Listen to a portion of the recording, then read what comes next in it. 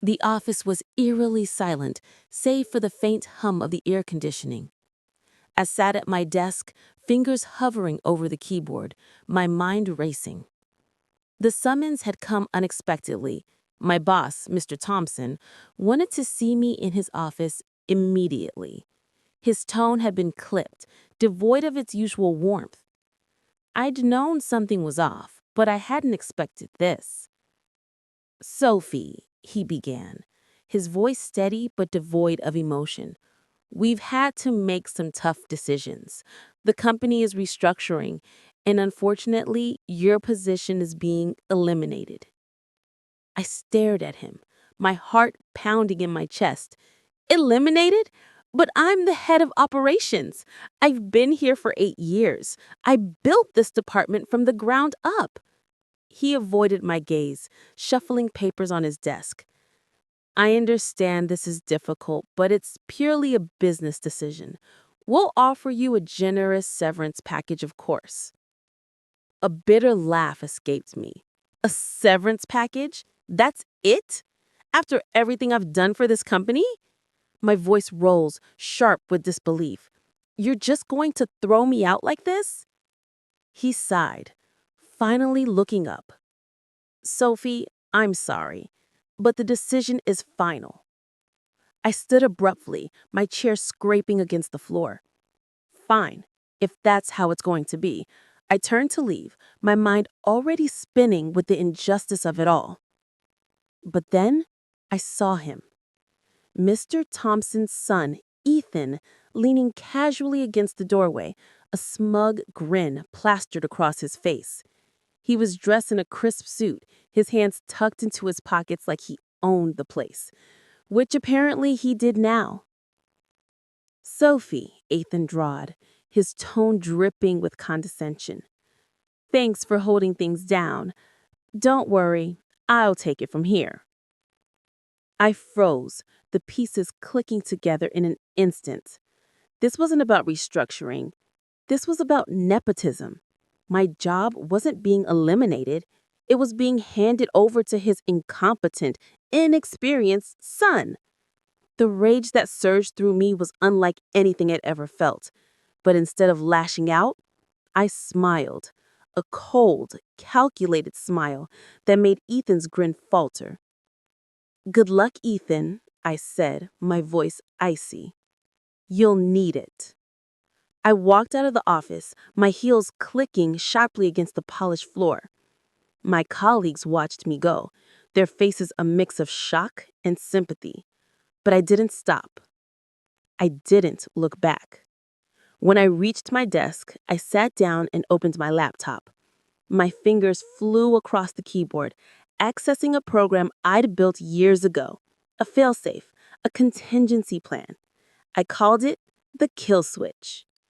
It was a piece of code hidden deep within the company's mainframe, a self-destruct sequence designed to cripple the entire system if activated. I'd created it as a safeguard, a way to protect myself if things ever went south. And now they had. I typed in the final command and hit enter.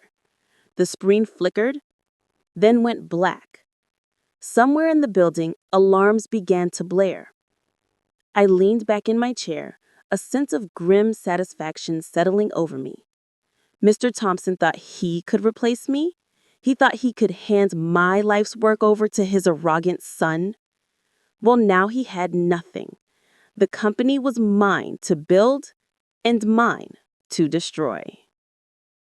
Before I tell you what happened next, please take a second to hit the like button and subscribe. It really helps us grow. Now, back to the story. The chaos was immediate. Phones rang incessantly. Employees scrambled, and the air was thick with panic. I sat calmly at my desk, watching the pandemonium unfold like a director watching her play come to life. The kill switch had done its job. Systems were down, data corrupted, transactions frozen. The company was unraveling minute by minute. Mr. Thompson burst out of his office, his face red with fury. "What the hell is going on?" He barked at no one in particular. His eyes landed on me, and for a second I saw the flicker of realization in his gaze. I smiled, cool and composed, as I stood and smoothed my black suit jacket. "You," he spat, storming toward me. "What did you do?"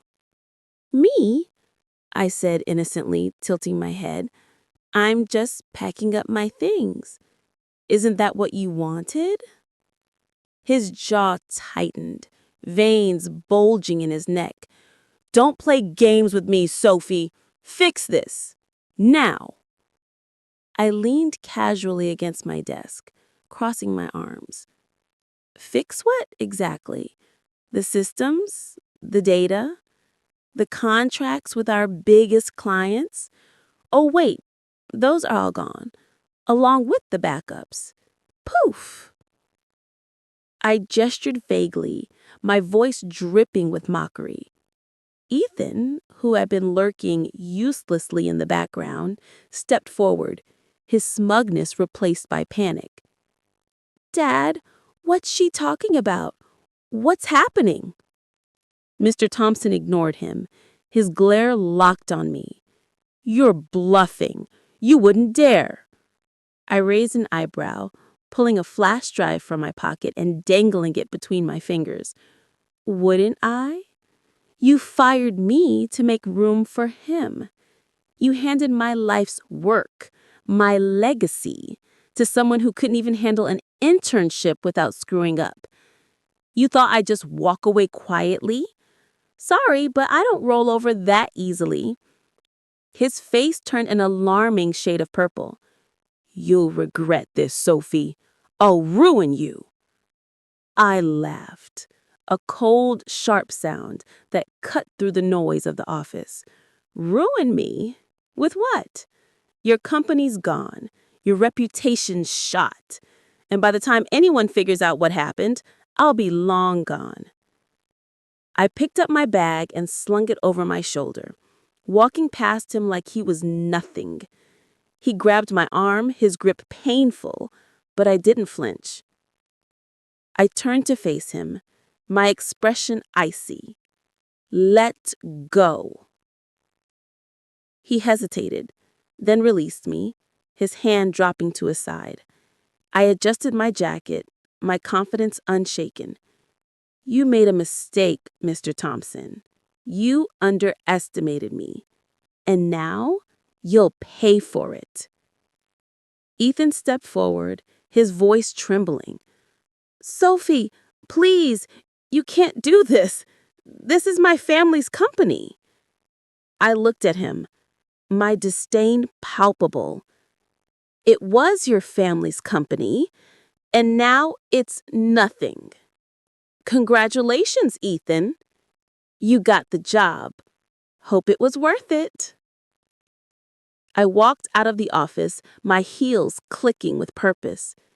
Behind me, the chaos continued, shouting, arguing, the sound of a company collapsing. I didn't look back. Outside, the crisp air hit my face, and I took a deep breath. I paused for a moment, pulling out my phone. I dialed the number I'd saved long ago, a headhunter who'd been trying to recruit me for years. "This is Sophie Chin. I'm available. Let's talk." As I walked away from the building, a sense of liberation washed over me. They thought they could take everything from me. Instead, I'd taken everything from them. And now, I was free. The kill switch wasn't just about revenge. It was about power. And I had all of it. 3 days later, the news hit the industry like a bomb. Logistics giant paralyzed by system failure. The company I built was bleeding $100,000 an hour. Mr. Thompson tried to sue me. His lawyers sent a terrifying cease and desist. But I had my own lawyer, and I had the contract. The key person clause was triggered when you fired her, my lawyer explained to them. The system lockout wasn't sabotage. It was a security feature that required her biometric authorization. You fired the only person with the key. They begged me to come back. They offered me double my salary. I declined. Instead, I watched from my new office at their biggest competitor.